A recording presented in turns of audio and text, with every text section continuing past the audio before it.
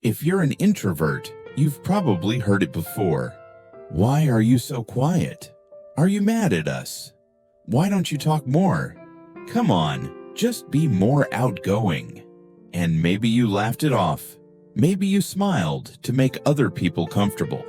But inside, something tightened.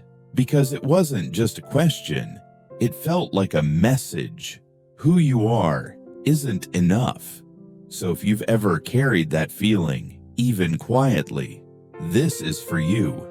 We live in a world that rewards noise, fast answers, strong opinions, confident voices in crowded rooms. School praises the students who speak quickly and often. Work rewards the person who can network without effort.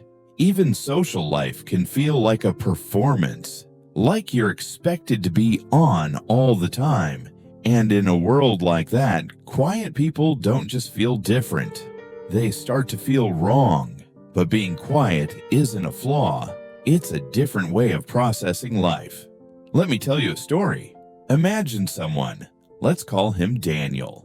Daniel is thoughtful. He's the person who notices what others miss.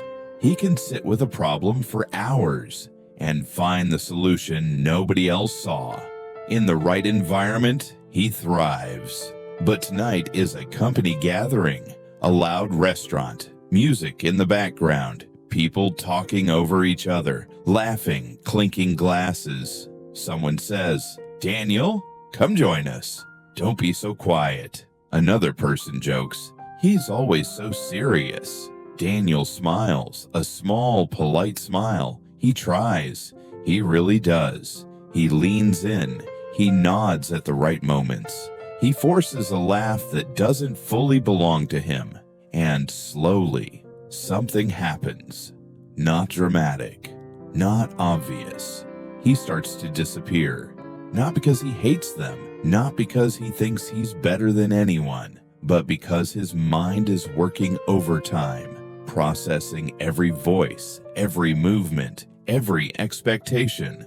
By the time the night is half over, his energy is gone. So he steps away, into the hallway, into the bathroom, into the one quiet place he can find. He locks the door, and for the first time in hours, he can breathe. And then comes the part quiet people rarely admit: relief and shame. Relief because the noise stopped. Shame because he thinks, why can't I be normal? If you've ever felt that, after a party, after a meeting, after a simple conversation, please hear this. You're not broken. Here's something most people don't understand. Introverts don't hate people. They don't lack social skills by default.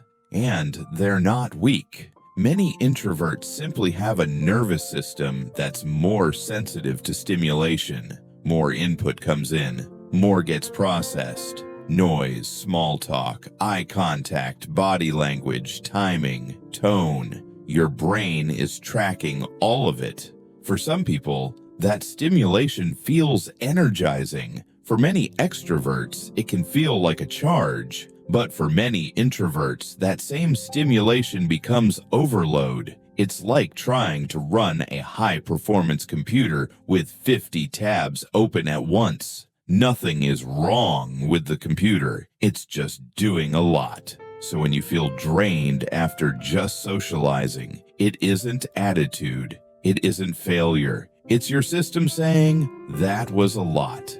And there's something else too.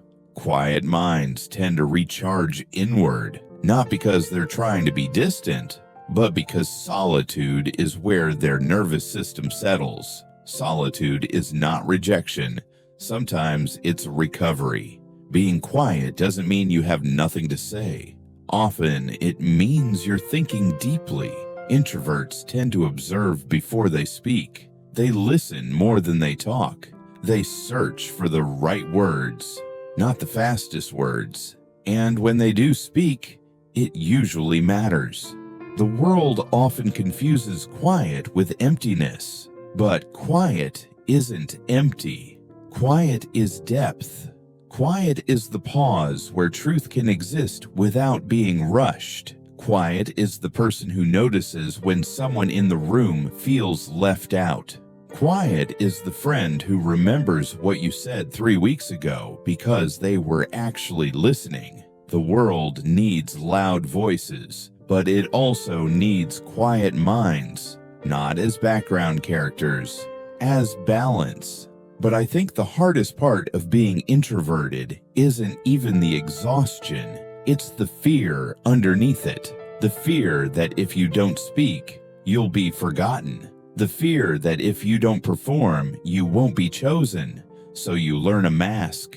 You become the easy one, the polite one, the agreeable one. You laugh at jokes you don't find funny. You show up when your body is begging you not to, and the mask works until it costs too much. Because every time you force yourself to be someone else, you pay with your peace. And slowly you start to believe, maybe I'm only lovable when I'm convenient. But that belief is not the truth. So what do you do in a world that celebrates noise? Not escape, not harden yourself, not shame yourself into fixing your personality. You design your life around your rhythm. Here are 3 gentle tools, not rules, just tools. 1. Kind boundaries. You can say, "Thank you for inviting me. I really appreciate it, but I need a quiet night to recharge." The right people will understand, and the wrong people were never your people. 2. A transition space. After work, after school, after social time, give yourself 15 minutes of quiet. No performance, no scrolling, just silence. A shower, a walk, a breath. Let your system come back home. 3. Choose depth over volume. You don't need 10 shallow connections. You need one honest one. Introverts often thrive in deep conversations, the kind that make you feel human again. And if your mind gets loud at night, write. Not to be productive, but to empty the mental noise onto paper. If no one has told you this lately, let me be the one. There is nothing wrong with you. You don't need to become louder to deserve space in this world. You don't need to perform to belong. Your quiet is not a problem to solve. It's a language. And if you're here, maybe you've already found a place where that language is understood. This space is for you. And you're not alone.